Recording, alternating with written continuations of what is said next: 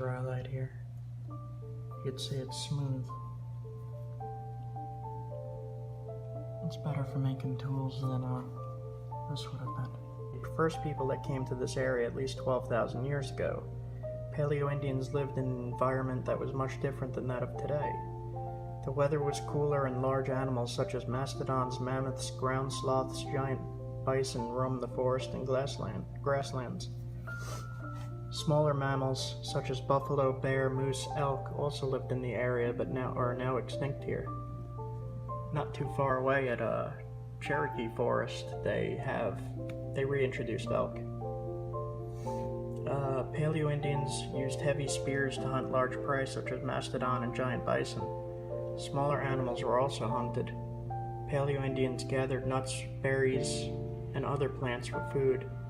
They moved often to take advantage of seasonal sources of food, much like their descendants during the archaic period that followed. Relatively little is known about these first people of North Carolina, as artifacts from this period are scarce. Their nomadic way of life and small populations made it difficult to find sites they once occupied and to find artifacts associated with them.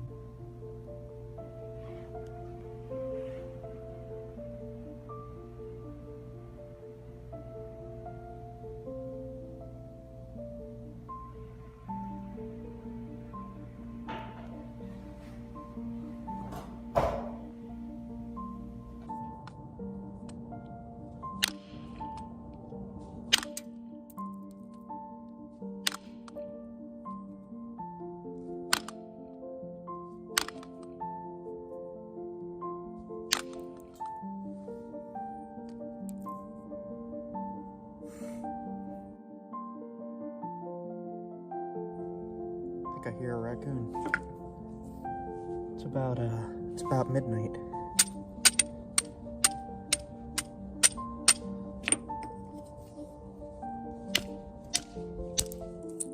There we go, look at that. Super nice Blake. Yeah, got a nice bi-face now.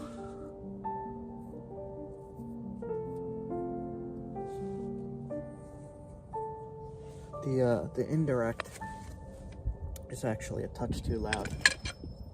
It is midnight, so it's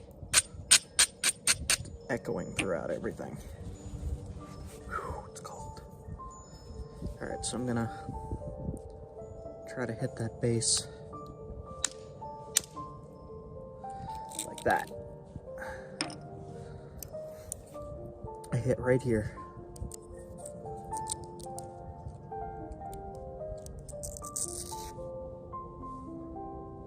Nice big flake.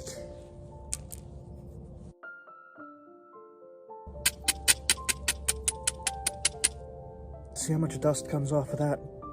You don't want to breathe that in.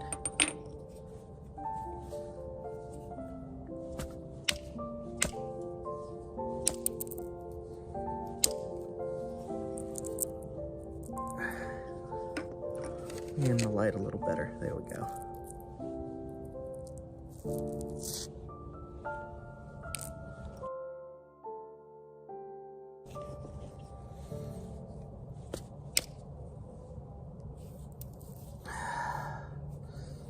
Get rid of the thick spots as best you can. I would love to have bigger supply of this stuff, but kind of tough to come by.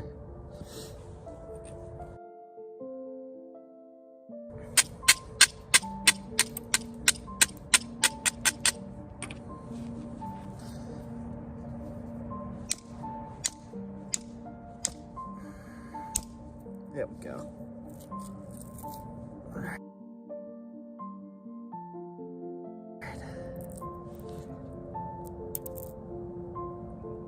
You could hear the raccoon.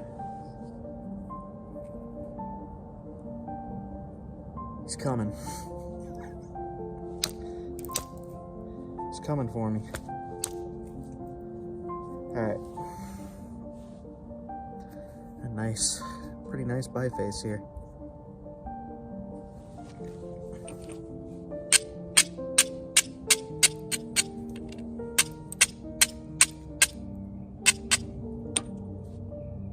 You hear that?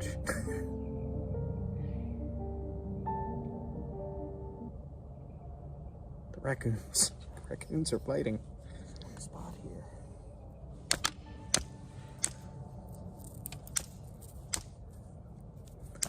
So the Morrow Mountains had just like a rounded base.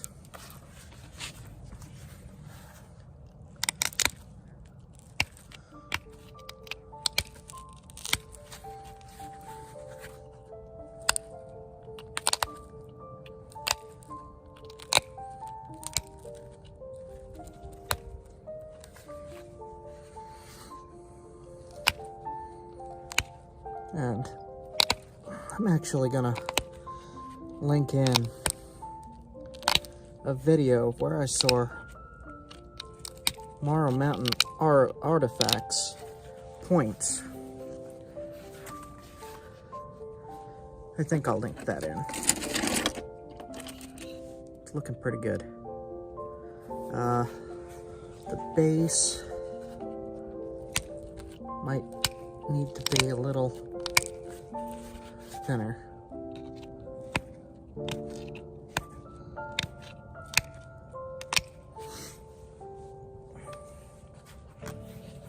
It's raccoon night here. All right.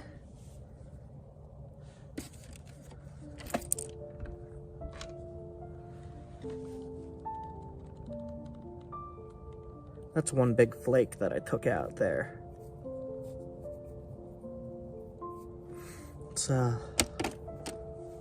Let's try to put some flakes over top of that.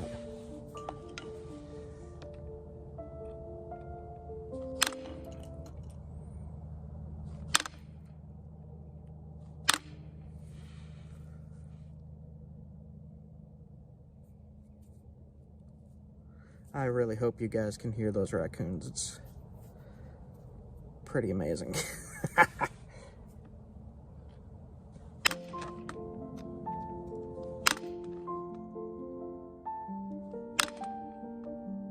Man, this stuff's really doing a number on my issue stick. All right.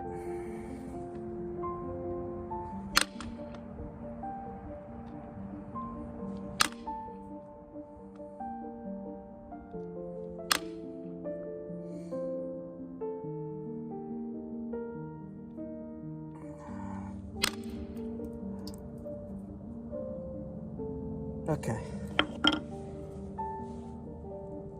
Looks about right to me. I think this might have to come in a little bit. It might be too thick. I don't know. I'm gonna have to look, but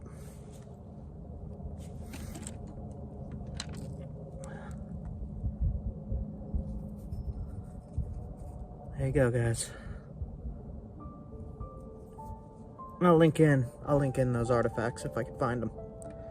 Have a good night, guys. Let's see. So I tried regrinding the edges here to make them a little more dull so they don't cut through the sinew. I'm going to put it right back in now.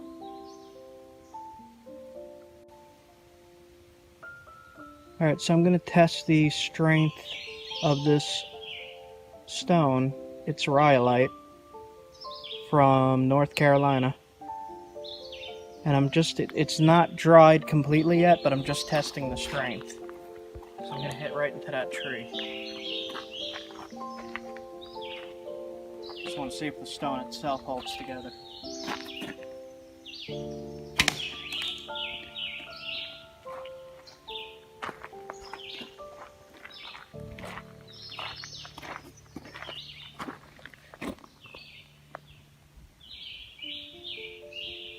Alright, see how it did. That's in there.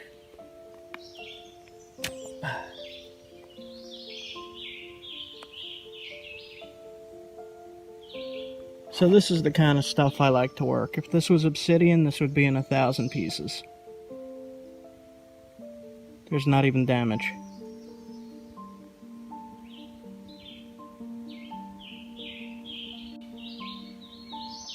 Alright, so what happened here was I didn't let it dry all the way. So it just kind of slipped out. But if I'd let this dry all the way, it would have stayed in. It didn't damage the arrow at all. And I've fired this twice now into a tree. But it's still perfect.